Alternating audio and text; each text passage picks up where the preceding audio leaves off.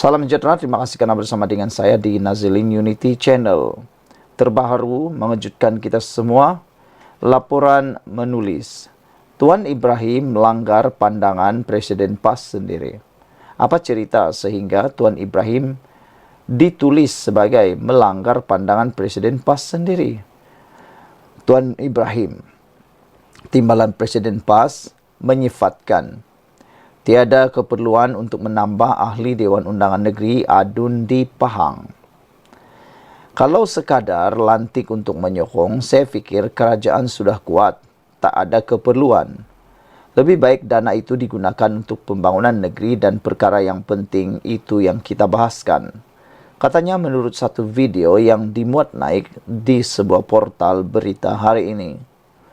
Beliau memberikan komen itu kepada media selepas Dewan Undangan Negeri Dun Pahang meluluskan usul Menteri Besar Datuk Seri Wan Rosdi Wan Ismail untuk melantik Adun lantikan pada 13 Mei lalu. Beliau yang juga Adun Ceka turut mengakui bahawa semua segmen mempunyai exco yang mewakili, namun menyifatkan ianya lain jika ada wakil daripada orang asal. Itu berbeza persepsi dia daripada exco dan orang asal lain. Demikian juga kalau kita tengok golongan orang kurang upaya OKU, profesional yang boleh mewakili dalam konteks pembangunan. Sebab itu kami lihat pertamanya tiada keperluan untuk menambah Adun. Sebab tambah ini sebagaimana disebut Saudara Hamdan, 1,5 juta itu baru emolumen, belum masuk lagi peruntukan, ujar beliau lagi. Hari ini juga kita digemparkan dengan arahan daripada Anwar Ibrahim yang pastinya mengejutkan kita tapi memberikan kegembiraan kepada generasi akan datang. Anwar mengarahkan 100 pokok baharu perlu ditanam bagi setiap pohon yang ditebang. Kita sebagai generasi yang tinggal di Malaysia ini, kita bersetuju bahkan kita amat mengalu-alukan tindakan tegas daripada Anwar Ibrahim seperti itu. Betullah kita mengharapkan 1 pohon ditebang perlu diganti dengan 100 pohon baharu.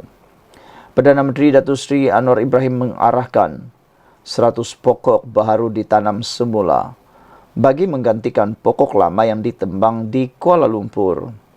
Arahan itu hadir selepas berlaku beberapa kejadian pokok tumbang di sekitar ibu negara sehingga ada yang terkorban.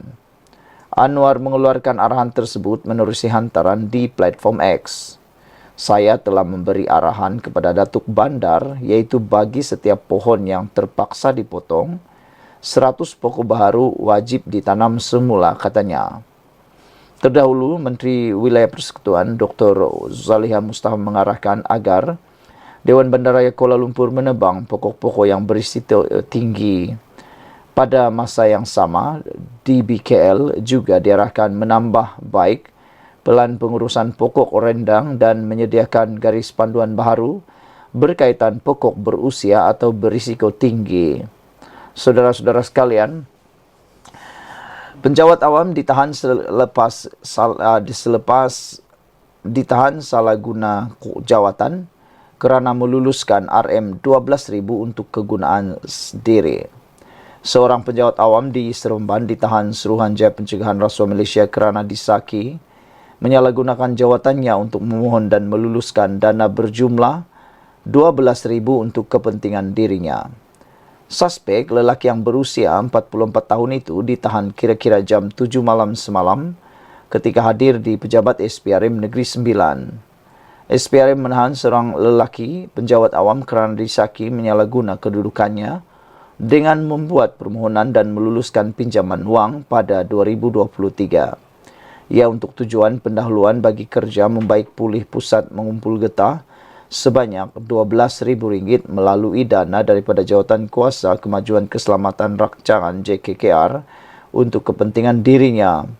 Sumber itu berkata permohonan reman terhadap suspek dilakukan di Mahkamah Magistrate Sivil pagi ini.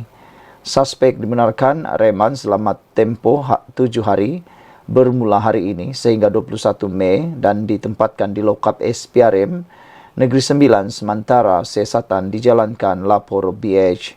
Sementara itu, dakwaan penahanan tersebut disahkan pengarah SPRM Negeri Sembilan, Aukok Ahmad Taufik Putra Awang Ismail, yang memaklumkan kes disiasat mengikut Seksyen 23 Akta SPRM 2009. Sekian untuk kali ini. Jangan lupa tinggalkan komen Anda, tekan butang subscribe. Kita jumpa lagi. Bye-bye. Salam sejahtera. Terima kasih karena bersama dengan saya di Nazilin Unity Channel. Adakah keputusan PRK-KKB akan dibatalkan dan adakah pilihan raya semula akan dibuat? Ini terjadi apabila, mengikut satu laporan dalam Majority.com, Perikatan Nasional mau hantar petition kepada SPR cabar kemenangan PH di KKB.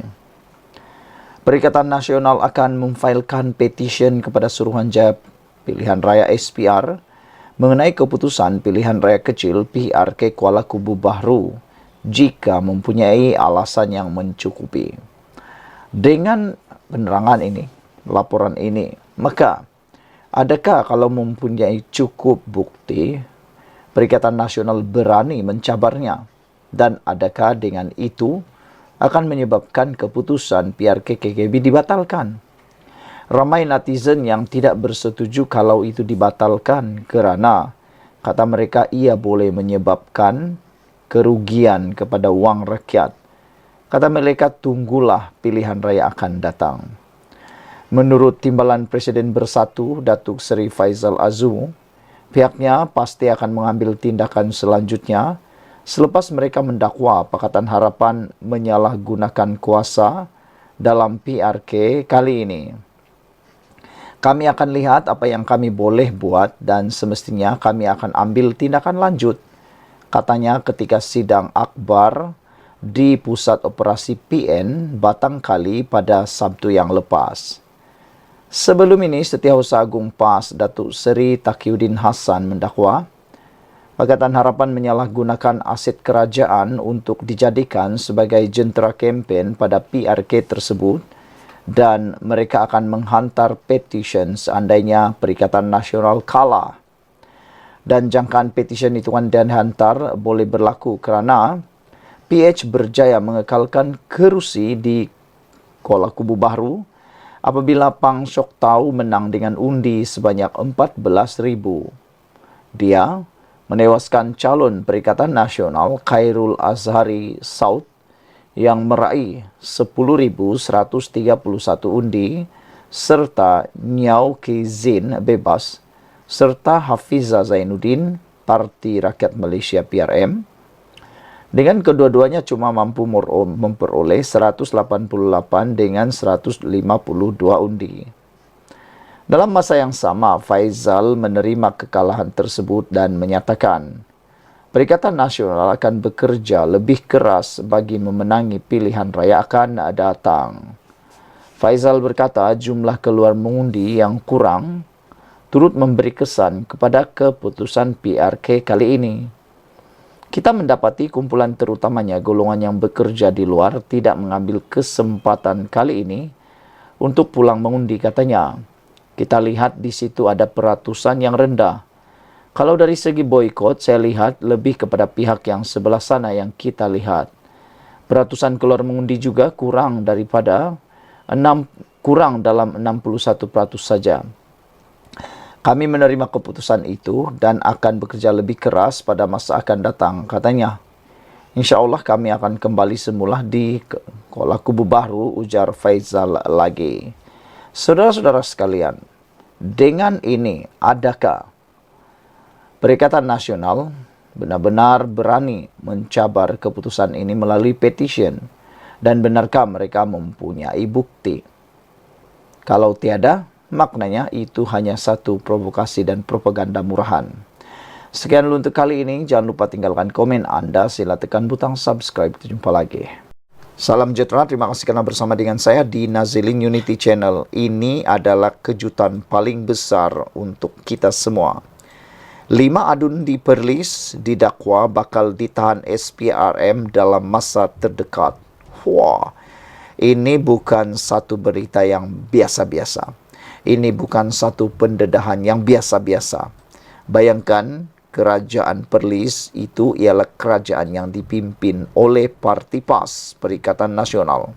Tetapi bagaimana pula tiba-tiba kerajaan dipimpin PAS, Perikatan Nasional ini yang dikatakan bersih, telus, stabil dan sebagainya, tiba-tiba pula ada spekulasi mengatakan 5 adun di Perlis bakal didakwa bakal ditahan SPRM dalam masa terdekat.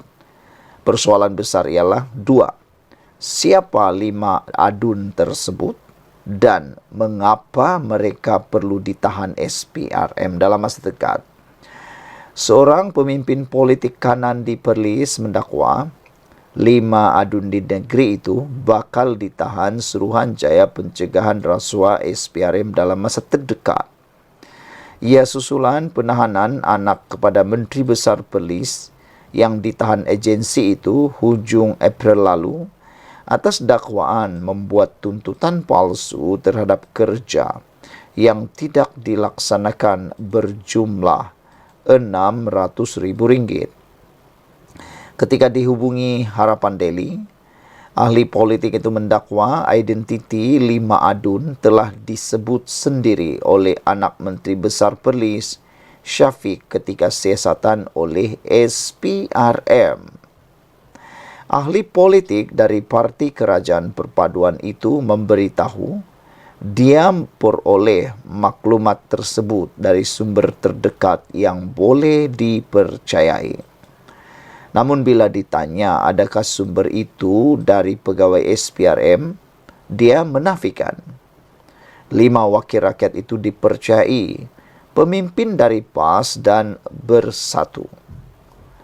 Beberapa pegawai SPRM turut dikatakan sudah berada di negeri itu bagi melakukan siasatan. Kata ahli politik berkenan, isu tersebut memang sudah menjadi kecoh di Perlis. SPRM ramai sekarang ni dekat Perlis. Pegawai berkeliaran di sini sebab macam-macam sumber mereka dapat. Inilah yang sedang menjadi bualan ramai di sini, katanya kepada Harapan Daily. Dakwanya, ketika ini sedang berlaku pertukaran pegawai kanan kerajaan dengan drastik selepas beberapa pegawai turut ditahan dalam kes pemalsuan dokumen. Kebetulan pula, Perlis sekarang ini pertukaran pegawai kanan kerajaan sedang berlaku dengan drastik. Setiausaha kerajaan negeri pun akan ditukar menurutnya. Untuk rekod, siasatan SPRM ke atas anak Menteri Besar Perlis turut membabitkan pemalsuan penyediaan minuman untuk kegunaan Raja Perlis yang dirawat di Hospital Tuanku Fauzia. Berdasarkan dokumen arahan pembayaran bertarikh 19 Februari tahun ini, ia mendakwa telah membekalkan air kepada Raja Perlis dengan keseluruhan kos berjumlah RM19.505.10. Namun sebenarnya tiada sebarang air minuman yang dibekalkan kepada Tuanku Syed Sirajuddin Putra Jamalul Lail seperti mana butiran dokumen berkenan. Muhammad Syukri Ramli turut disiasat SPRM susulan dakwaan salah guna kuasa memberi projek kepada anaknya yang memonopoli projek bekalan perkhidmatan dan kerja selenggara menggunakan 15 syarikat.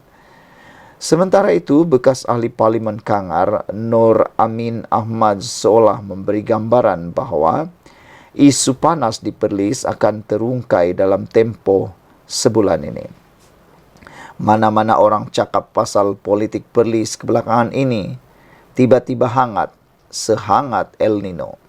Hangpa jangan tanya saya apa-apa, sebab jawapan standard saya ialah apa-apa nak jadi dalam politik Perlis ini, kita akan lebih jelas dalam tempoh sebulan ini, katanya. Pecahan wakil rakyat di Perlis terdiri daripada 9 PAS, 4 Bersatu dan 1 PKR. Sekian dulu untuk kali ini. Jangan lupa tinggalkan komen anda, tekan butang subscribe. Kita jumpa lagi. Bye-bye.